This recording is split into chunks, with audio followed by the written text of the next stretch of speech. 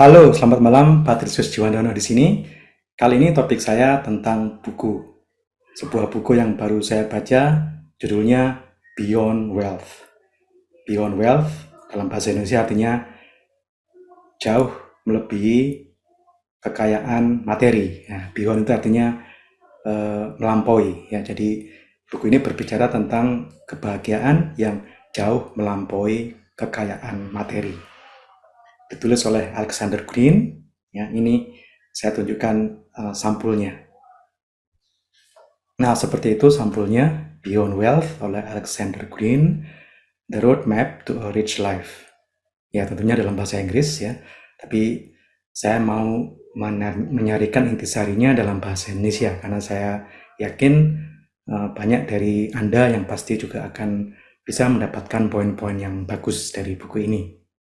Nah, kenapa sampulnya seperti itu? Ya, karena buku yang saya baca itu dalam bentuk elektronik, dalam bentuk digital. Saya membacanya lewat Kindle. Ya, tapi oke lah, mau Kindle, mau buku yang hard copy beneran, yang penting buku ini mempunyai banyak sekali pesan yang bisa kita camkan, bisa kita ikuti, supaya kita tidak terjebak pada kekayaan yang semata-mata materi. Oke, saya lanjutkan ya. Nah, jadi yang pertama, inti dari buku ini adalah a sense of accomplishments. Itu artinya semacam perasaan bahwa kita sudah membuat accomplishment, menyelesaikan sesuatu. Ya. Kuncinya adalah bukan pada bagaimana kita membelanjakan uang kita, bukan pada bagaimana kita menggunakan uang kita, tapi pada bagaimana kita menggunakan diri kita sendiri. Bagaimana kita membelanjakan diri kita sendiri ya. Artinya sesuatu yang lebih bermakna, sesuatu yang kita lakukan dan itu lebih bermakna daripada setumpuk uang yang kita punya atau setumpuk harta yang kita punya. Ya. Buku ini menceritakan tentang pseudo affluent. Pseudo affluent artinya kemakmuran atau kekayaan yang semu, yang pseudo. Ya. Dia mengatakan bahwa banyak orang yang kaya secara materi, tapi sebenarnya mereka itu tidak benar-benar kaya. Mereka itu cuma kaya semu, pseudo. Ya.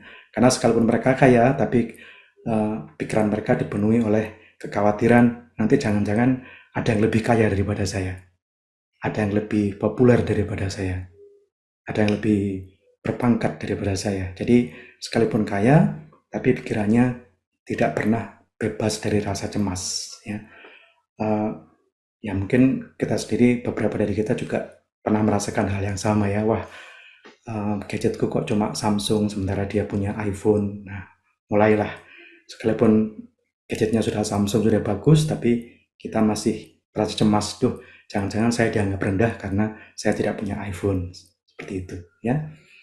Kemudian dia juga mengatakan tentang pekerjaan yang membahagiakan. Pekerjaan yang membahagiakan adalah pekerjaan yang memberi kita martabat dan makna.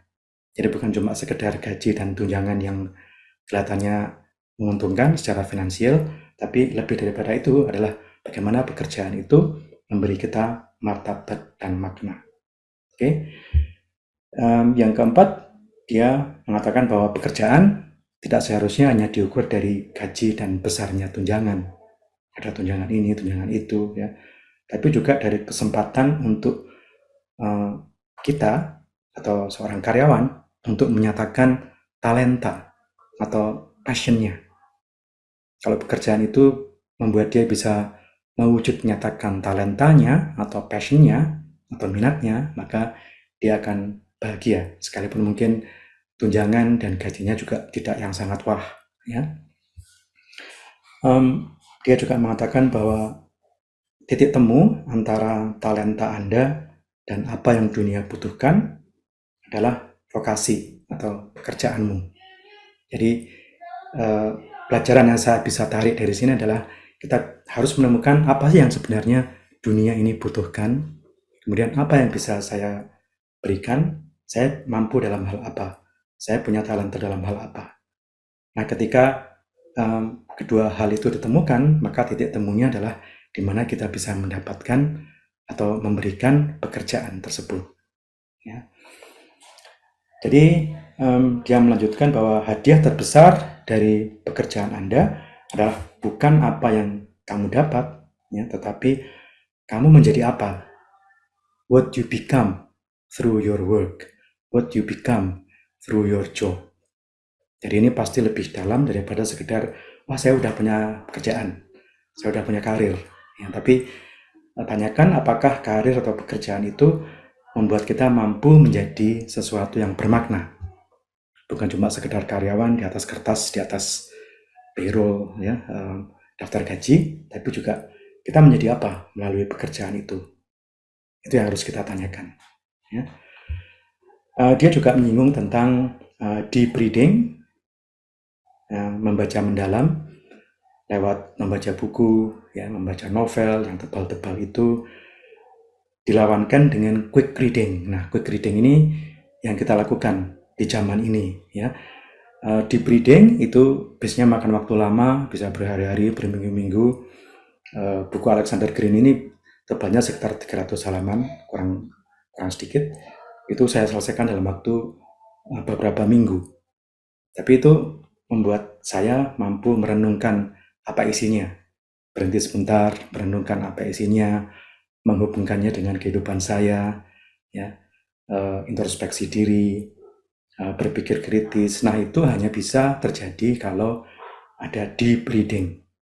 Kalau kita membaca buku, kalau kita maunya tidak ingin serba cepat, tapi kita mendalami apa yang kita baca, kita merenungi apa yang kita baca, kita mengkritisi apa yang kita baca.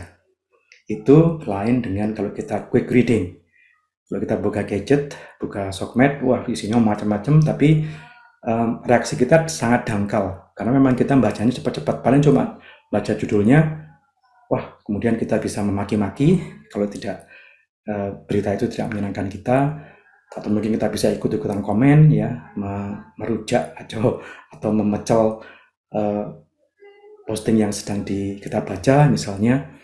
Jadi emosinya serba dangkal karena pembacanya juga cepat dan berganti-ganti dengan cepat. Jangan harap yang seperti ini bisa memunculkan perasaan kontemplatif dan introspeksi yang hanya bisa muncul lewat deep reading tadi. Oke. Kemudian dia juga menyarankan kadang-kadang berada sendirian di alam bebas itu membuat kita bebas dari gunggungan tembok pekerjaan, gunggungan orang-orang yang mungkin beberapa orang adalah orang-orang yang toksik, ya, membuat kita merasa capek karena harus berurusan dengan orang-orang yang toksik. Nah, di alam, kalau kita menyendiri di alam, itu kita bisa merasakan suatu harmoni yang memang benar-benar sudah ditata oleh Sang Pencipta, ya, the true harmony. Ya, jadi jangan segan untuk kadang-kadang menyendiri di alam, menghubungkan diri kita yang kecil ini dengan kosmos yang lebih luas, ya. Itu adalah salah satu kunci untuk menuju ke kebahagiaan yang beyond wealth tadi, yang melampaui sekedar tumpukan uang atau mungkin emas atau mungkin jumlah uang di rekening kita, ya. Nah, ini ada satu studi yang menarik yang dia kutip di buku ini. Dia ada studi longitudinal dari beberapa puluh orang lulusan Harvard University. Jadi orang-orang ini diikuti kehidupannya sejak mulai mereka lulus dari Harvard sekitar umur 25 tahun, ya, sampai pada 30 tahun berikutnya. Ya, jadi si peneliti ini ingin melihat apa sih yang membuat orang-orang ini menjadi sukses atau bahagia. Ya, studinya bisa sampai puluhan tahun, dan ketemunya adalah ada 7 hal untuk membuat manusia menjadi lebih tua atau menua secara sehat. Ya. Jadi yang pertama adalah pendidikan, yang kedua adalah pernikahan yang stabil, yang ketiga adalah berat badan ideal. Jadi jangan cuma ngemil doang, nanti bisa melembung. Kalau sudah melembung, sulit untuk menjadi bahagia. Kemudian olahraga secukupnya, tidak merokok, tidak minum. Iya, maksudnya minum minuman keras, ya, bukan minum air putih. Kalau minum air putih, minum teh, ya itu bagus-bagus saja, ya. Kemudian juga bisa beradaptasi. dengan lingkungannya, dengan perubahan lingkungannya.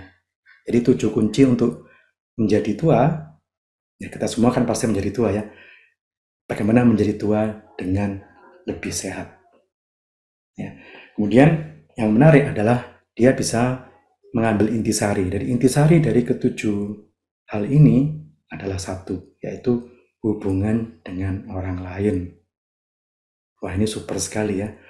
Untuk saya yang introvert itu barangkali satu tantangan tersendiri. Bagaimana akhirnya hubungan dengan orang lain lah yang menjadi kunci kebahagiaan kita. Oke, saya teruskan. Nah, dia juga mengatakan ada beberapa hal yang perlu kita perjuangkan supaya kita bisa melampaui wealth tadi, yaitu kejujuran, belas kasih, kemampuan untuk memaafkan, toleransi, ketekunan, keadilan, kerendah hatian, amal, dan yang terakhir, rasa syukur. Hal-hal itu adalah kunci menuju jalan yang hidup, menuju jalan yang lebih bahagia dalam kehidupan kita. Ya. Dia mengatakan bahwa apapun selain itu yang Anda sembah, those which you worship, ya, yang Anda sembah, akan memakan Anda hidup-hidup. Ya. Jadi dia mengatakan kalau Anda menyembah uang, maka Anda tidak akan pernah puas. Seberapapun uang yang Anda dapat, Anda akan selalu kepingin lagi lebih banyak uang. Dan itu adalah sumber penderitaan. Kalau Anda menyembah beauty, kecantikan jasmani maksudnya, itu juga sama aja. Sampai kapanpun Anda akan merasa bahwa Anda seharusnya bisa lebih cantik atau bisa lebih tampan. Dan itu pun juga sumber penderitaan karena kita mengejar sesuatu yang tidak ada habisnya. Kemudian power, kekuasaan. Sama aja kalau kita menyembah kekuasaan, maka kita akan selalu ketakutan. Jangan-jangan ada orang yang akan merenggut kekuasaan dari saya. Saya harus membentengi diri dengan berbagai macam hal. Mulai dari bodyguard sampai kalau perlu ya senjata, supaya saya bisa tetap mempertahankan power itu. Itu pun sumber penderitaan. Ya. Kemudian intelek, ya, dia mengatakan kalau Anda memuja intelektual Anda, itu juga sama aja. Sampai kapanpun Anda tetap akan merasa bodoh. Ya, jadi khawatir, jangan-jangan saya ini bodoh, saya ini dianggap kurang berpengetahuan, dan sebagainya, sehingga pada akhirnya itu malah akan membawa pada ketidakbahagiaan. Ya. Kemudian dia mengatakan satu paradoks yang menarik, dia bilang begini, pencarian kebahagiaan adalah salah satu sumber dari ketidakbahagiaan itu sendiri. Ya. Jadi kalau kita mencari kebahagiaan kemana-mana, nah sebenarnya itu adalah satu pertanda bahwa kita sedang tidak bahagia. Ya. Dia mengatakan we are happiest when happiness itself is not the goal. Ya.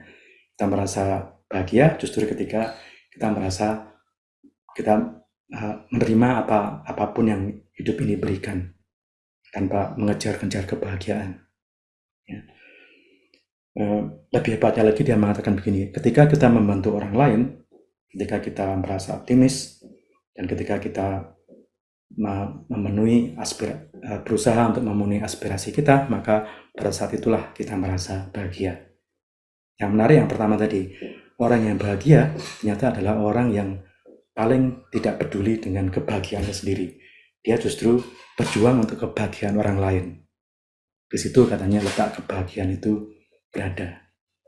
Ya, saya tahu bahwa mungkin tidak banyak dari kita yang bisa memahami atau menyetujui prinsip itu. Karena mungkin saya bisa menjadi bahagia kalau saya nggak mikirin diri saya sendiri. Ya, yang penting kan saya bahagia dulu, baru orang lain bahagia. Ya, tapi justru buku ini mengatakan sebaliknya. Pikirkanlah kebahagiaan orang lain, dan pada saat kamu berjuang untuk kebahagiaan orang lain, pada saat itu juga kamu adalah orang yang bahagia. Ya, oke.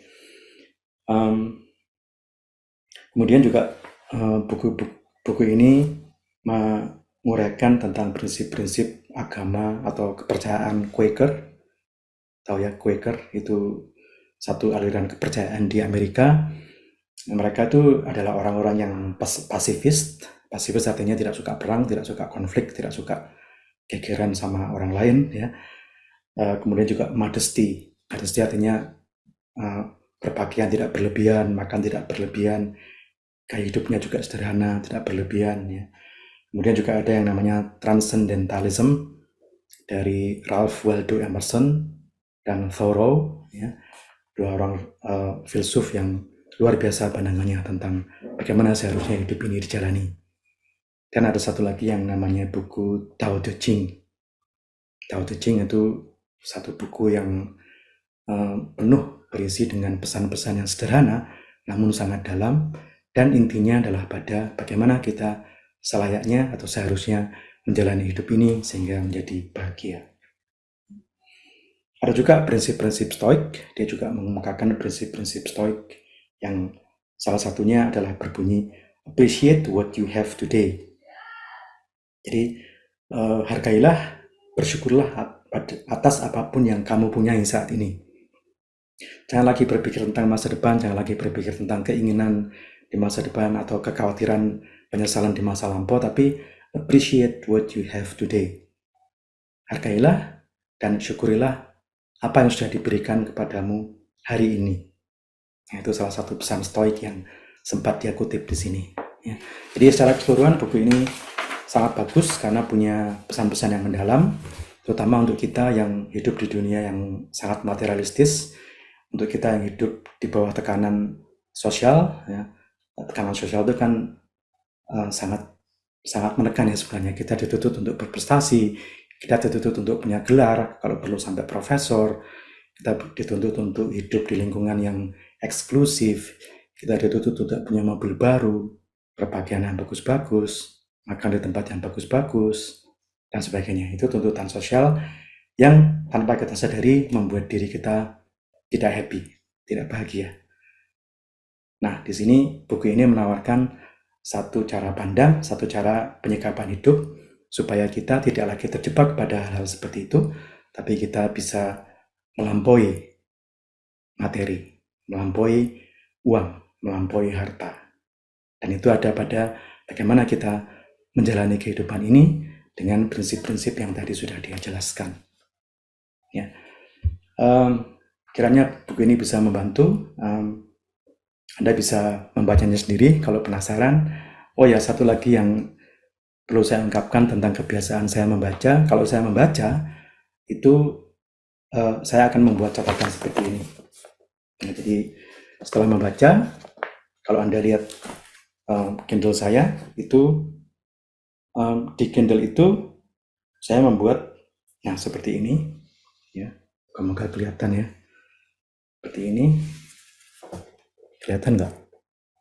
Nah, intinya adalah bahkan di Kindle pun saya bisa membuat highlight, bisa menyoroti atau bisa menerangi, ya, menandai hal-hal yang saya anggap penting. Nah, itu bisa beberapa lembar saya buat highlight seperti itu. Kemudian nanti intinya saya curahkan secara tulis tangan di 1 atau 2 lembar kertas seperti ini. Nah, dengan demikian saya bisa buku itu tidak hanya lewat begitu saja, tapi buku itu saya catat intisarinya, saya resapi melalui tulisan ini, dan saya bagikan kepada orang lain. Ya, kalau Anda membaca buku dan buku itu bagus, jangan simpan kebaikan itu hanya untuk Anda sendiri. Ya, Anda bisa membagikannya lewat medsos Anda, entah itu Instagram atau seperti saya di YouTube atau mungkin di TikTok. Ya, jadi prinsipnya jangan dipek dewe, ya. Pinternya atau kebijaksanaannya jangan dipek sendiri, jangan disimpan sendiri. Bagikanlah kepada orang lain, karena dengan demikian maka buku yang tadi Anda baca itu menjadi bermanfaat untuk orang lain, menjadi inspirasi untuk orang lain juga. Kiranya buku ini bisa membuat Anda menjadi lebih baik, menjadi hidup lebih bahagia. Silakan membacanya sendiri. Kalau penasaran, sekian, sampai jumpa di episode mendatang.